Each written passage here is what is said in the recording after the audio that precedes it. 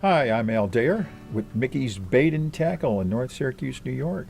We're going to be tying a fly today called the Blue Collar Prince Nymph, or the BC Nymph. And this fly will appear in the Lake Ontario Outdoors Edition Spring 2017 if you're interested in finding out instructions and all that other good stuff. And I write about this fly in pretty good detail. This is a fast water early season pattern. It's heavy. It's designed to get down and do business. I'll tell you, a buddy of mine kind of helped me inspire this pattern, and Gary Morrison. And it's very much like a Prince Nymph, with the exception the wing and the tail is constructed from something other than goose biots. In this case, the tail is made from pheasant tail fibers. Okay. And the wing is made from antron or polypropylene yarn, white in this case. Okay, we're still maintaining the traditional peacock curl body. I'm substituting, in this case, copper wire for the rib instead of a gold tinsel. And we're using the traditional beard, of course. And then the bead is tungsten, which is really heavy. And when you're in fast water, that's exactly what you need. And I've watched Gary pull trout like rabbits out of a hat in water that most fishermen would pass up because of the excessive turbulence. And it just gets down there and it scours the bottom. You're going to lose a few of these, let me tell you, but it's certainly going to pay off. And I would suggest that you tie these. I know Gary, he likes to even weight them with non-lead wire underneath the hurl. And then a lot of times he'll use a peacock dubbing instead of the actual peacock hurl for the body. So these things are like, they're bulletproof, and they're not all that fun to cast at great distances, but you want to fish them close up and personal, I suppose. So let's get tying one of these babies. I'm using what is known as a model perfect hook, and all that means is that the bend is round. If you were to take a circle and cut it in half, you would have that bend, that perfect sphere, which allows us to put that bead on without any problems. A lot of times if you're using a Sproat bend or a Limerick bend or some of the bends that have odd sort of configurations to them, it's hard to get a bead established onto them. And the Model Perfect hook allows for easy bead placement. I always emphasize that with a lot of tires that are out there. So let's get that in the hook. First thing we do is we put the bead on. I'm using a copper bead this time, tungsten faceted. You can use gold, black, any color you want, I suppose, orange. They come in such a variety of colors now. I'm going to use a 6/0 black thread. I'll get my thread established right behind that bead. Okay, wind it, wrap along the shank of the hook, get it a nice foundation. And the first material that we're going to put on is going to be the pheasant tail fibers, which I'll cut a clump of. Make sure they're even if you can help it. Get them nice and even before you cut them. Okay. There we go. Nice tail. And we'll measure that first. We don't want it too long. Yeah, I love fishing this nymph, especially when the water's high. And we'll get that tail established. That looks about right. Wrap that on there. Okay. A good hook to use for this is the Mustad R90, the R90. It's the old 7957B Mustad. It's a heavy hook. Yeah. All right, we got that on there. And then we're going to put our copper wire. I suppose you could use a gold oval tinsel if you wanted to.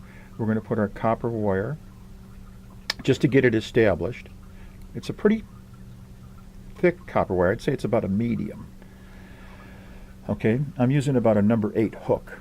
And then we're going to get our peacock curl ready. And I've got about 3 or 4 strands here. What I like to do is even up the butts of the peacock curl. And then what I'll do is I'll cut the delicate tip portion away, because they tend to break when you go to wrap them. And I'll start that right behind the bead.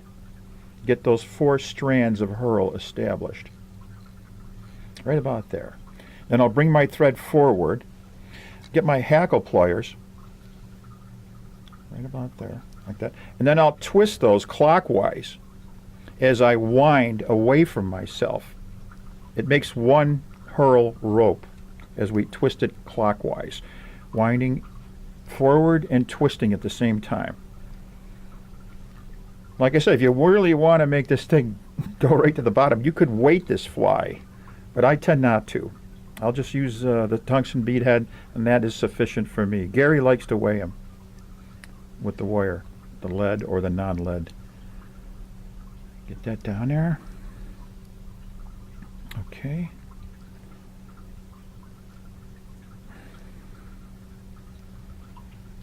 All right. And then I'll tie that off.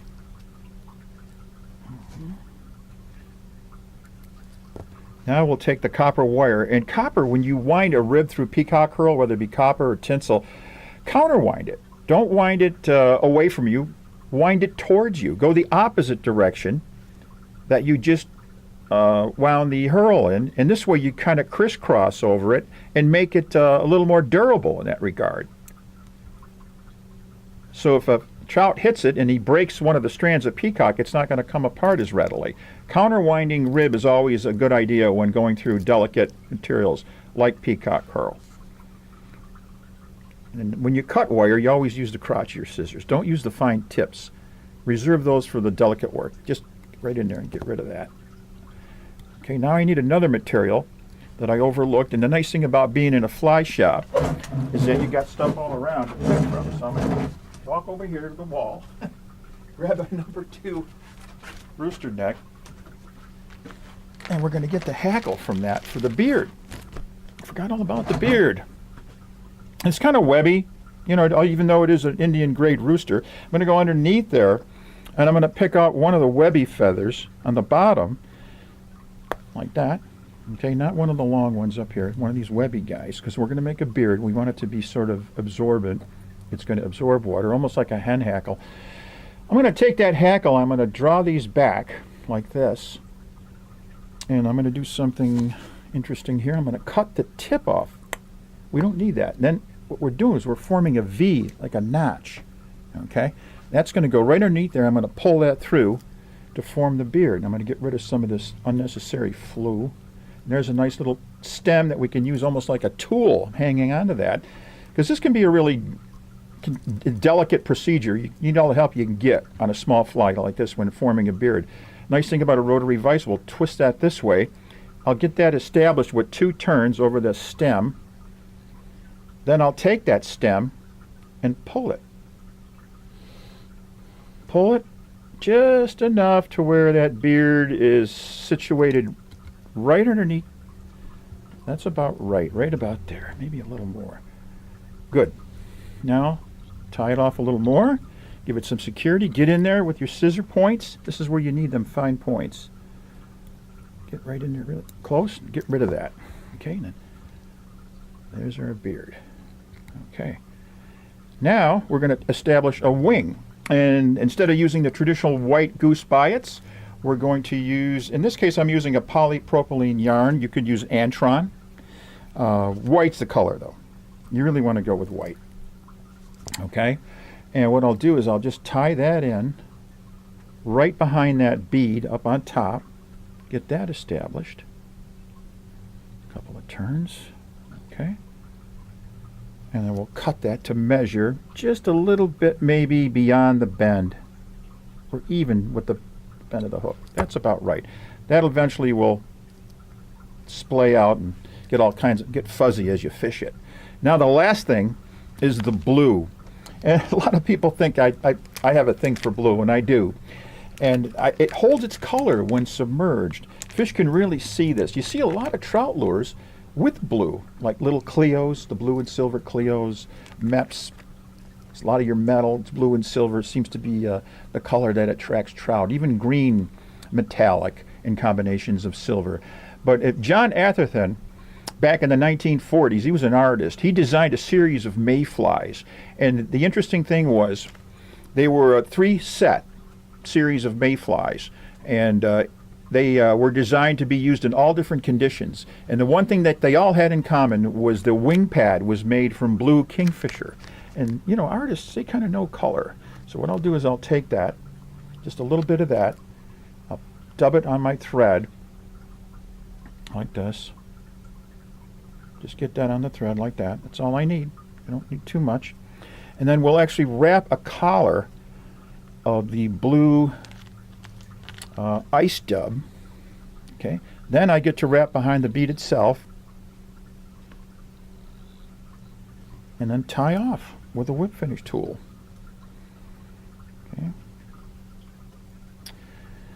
Yeah, the early season pattern, blue collar Prince nymph, is something you want to have in your box. I bet it'd make a really nice steelhead pattern.